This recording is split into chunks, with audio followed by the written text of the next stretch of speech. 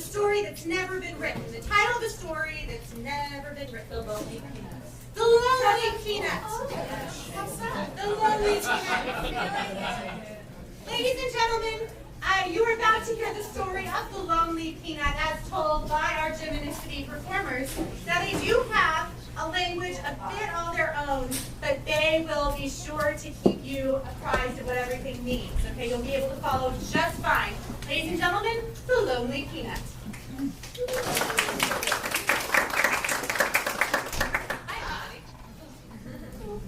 Once upon a time, there was a lonely peanut, and he was upset because he had no one in his life. So he figured, I need to do something about this. So he went to his computer and went and logged on to craft.com. Craft.com, the website for lonely peanuts everywhere. Thankfully, there were other lonely peanuts in other parts of the world, and now they could meet thanks to craft.com.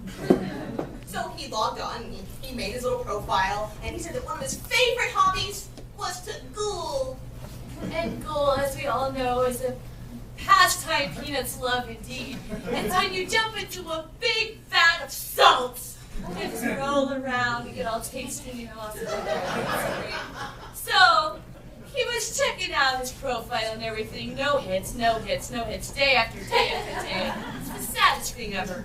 But then all of a sudden, one day, he got a little email, and it said, "Hey friend, like to snarl?" Which, as we all know, is to use a snowboard in your own bathtub. Excited by the prospect, the young peanut, with his newly acquired fingers,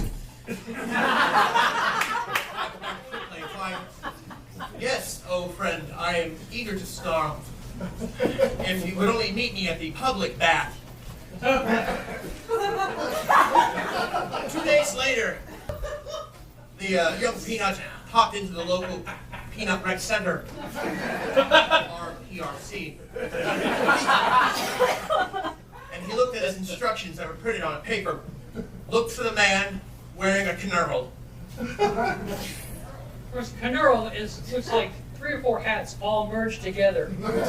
That was very, very obvious who the man was. So he took his board and he went to the PRC and meet his new, hopefully, hopeful companion. And alas, he didn't show up. Aww. But he did get text. She said she was on the way. And she got caught in traffic. She got caught behind a flap. Oh gosh, the flap. The flap. It's one of those really big trucks that takes up all like the wide load, the entire room, which you think it's tiny little people get around. But you couldn't. It's cars are good. So while behind the flap, she got really frustrated, and so she's texting, like you do. Then showed up the Murph. She showed up with the Murph. Which, I mean, like, he was really hopeful, and then she showed up with that, and she's like this, like, really girly, prissy little purse thing. And it had, like, his photo on the front of it. And he started to think, maybe online dating is not for me. I think perhaps maybe I have made a mistake. So they did a little small talk, this and that, and she's like, you want to go snarl it? And he's like, I just remembered I left on my fuffle. The fuffle, of course, is a shell polishing device.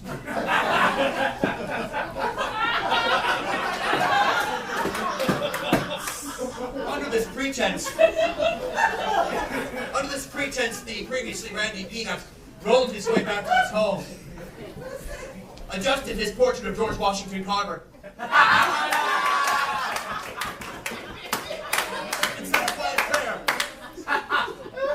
A prayer that, no matter where he was, that he would be with himself.